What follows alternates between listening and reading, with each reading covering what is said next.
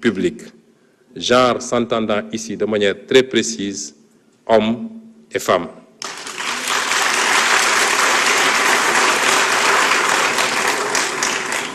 Pour assurer un accès équitable à tous les citoyens, hommes et femmes, à toutes les opportunités économiques et à tous les emplois disponibles. La politique du président de la République, son Excellence Bassirou Diomaye Diakhar Faye, en matière d'éducation, sera réalisée en orientant notre système éducatif vers la formation des citoyens adossée à son socle endogène de valeurs africaines et spirituelles et bien préparé aux défis du développement durable, des sciences et technologies, du numérique et de l'intelligence artificielle. Le système éducatif que nous allons bâtir offrira à tout Sénégalais, quelle que soit sa situation sociale, les compétences générales et spécifiques lui permettant d'apporter sa contribution au développement de son pays. L'obligation scolaire, 10 ans, sera appliquée dans toute sa rigueur, avec pour ambition une réduction du taux de déperdition scolaire à 10% au maximum. Des passerelles diplômantes et des accompagnements sociaux renforcés seront introduits, en particulier pour les jeunes filles. La modernisation des infrastructures éducatives s'accompagnera d'un recrutement conséquent d'enseignants bien formés et bénéficiant continuellement de programmes de recyclage.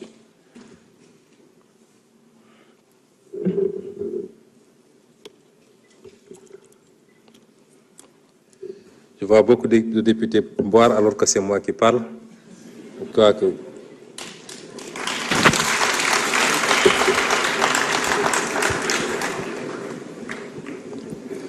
les abris provisoires seront totalement éliminés d'ici 2029.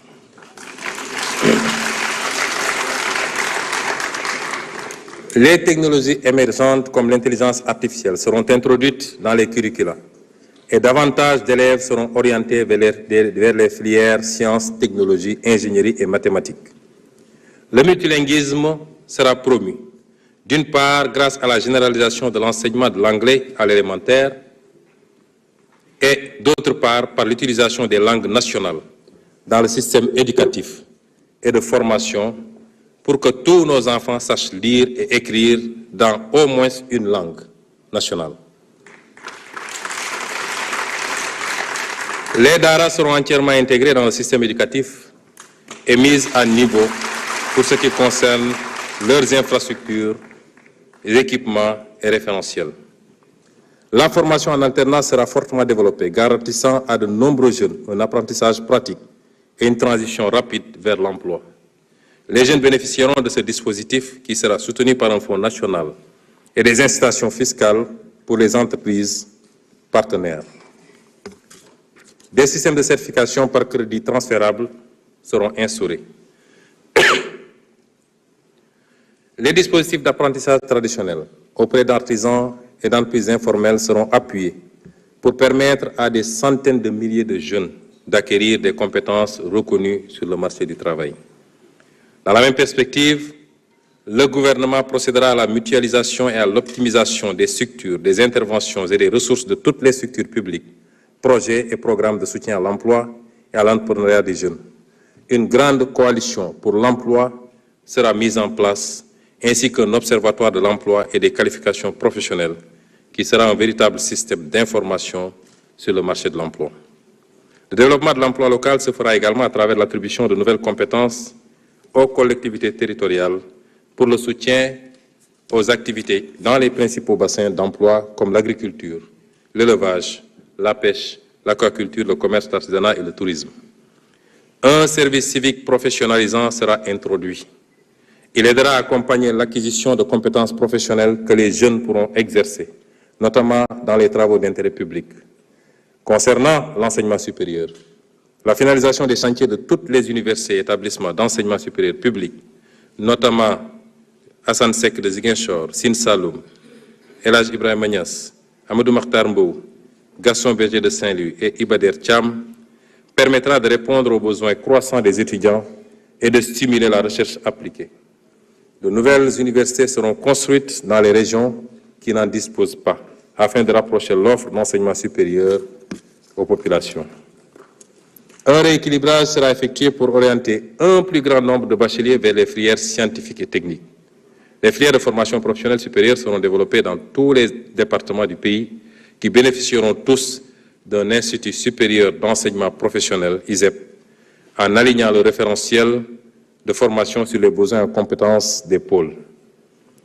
Une politique de développement des stages pour tous les étudiants sera mise en œuvre. Pour garantir la soutenabilité financière de ce vaste chantier, un nouveau modèle économique éducatif sera mis en place reposant sur le partenariat public-privé, des financements basés sur la performance et l'autonomisation financière des établissements. Les bourses d'études incluront une composante de stage professionnel, tandis que les établissements seront encadrés et encouragés à générer des revenus à travers la valorisation de leurs expertises et la recherche appliquée. Un dialogue permanent et constructif avec les partenaires sociaux du système d'éducation et de formation permettra de bâtir un pacte de stabilité au sein de l'espace scolaire et universitaire. Dans le domaine de la santé, nous devons continuer d'offrir des soins de qualité accessibles à toutes les couches de la population avec des professionnels motivés.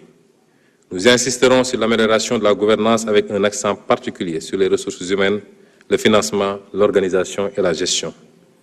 À travers une approche multisectorielle, l'État renforcera la mise en œuvre de la stratégie de la santé dans toutes les politiques pour agir sur tous les déterminants de la santé.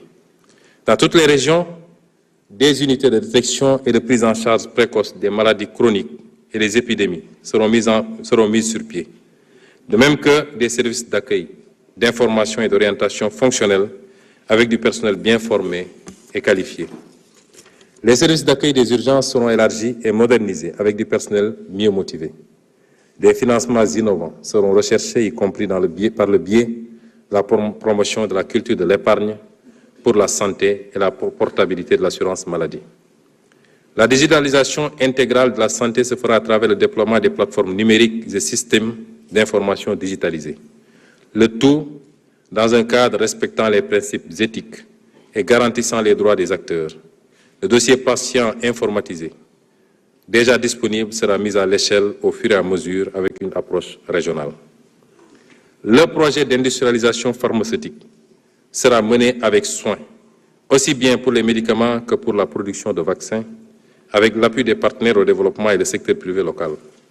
La pharmacopée et la médecine traditionnelle ne seront pas en reste, elles seront mieux encadrées dans le cadre de la mise en fonctionnalité optimale de l'Agence sénégalaise de réglementation pharmaceutique et de la Société sénégalaise de la pharmacie nationale et d'approvisionnement.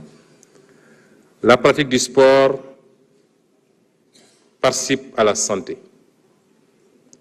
On a tendance à parler de sport qu'en termes de compétition. Chers députés, je vous invite à beaucoup pratiquer le sport. C'est pourquoi nous développerons des infrastructures sportives de proximité dans les communes du pays, en partenariat avec les collectivités territoriales pour favoriser la pratique sportive de masse par la population. Le sport d'élite sera soutenu à travers un meilleur encadrement des athlètes à haut potentiel et la mise à niveau des infrastructures destinées aux compétitions internationales et nationales. Des plans de relance et de développement seront signés avec les fédérations sportives. En direction de l'organisation des Jeux olympiques de la jeunesse, un suivi rapproché sera effectué pour s'assurer que toutes les infrastructures nécessaires pour une bonne organisation de l'événement seront en place dans les délais. Monsieur le Président de l'Assemblée nationale, Mesdames et Messieurs les honorables députés, c'est parce que nous voulons un Sénégal juste que l'équité sociale est inscrite au cœur de la transformation systémique. Mon gouvernement promeut le rebasing social. Il s'agit de construire un système de protection sociale inclusif et efficient à travers la réforme visant le Code de sécurité sociale, qui permettra de consolider et de renforcer les régimes formels et d'étendre la protection sociale aux acteurs jusque-là non couverts, notamment les travailleurs journaliers, ceux de l'économie informelle, les travailleurs en milieu rural, ainsi que les autres travailleurs indépendants. Dans la préparation pour adoption par l'Assemblée nationale d'un nouveau code du travail dont la vocation sera de promouvoir et de sécuriser l'investissement, mais aussi de renforcer le système de contrôle en milieu de travail. La consolidation du dialogue social tripartite, État, employeurs et syndicats, pour assurer la stabilité sociale à travers la signature entre les partenaires sociaux d'un pacte social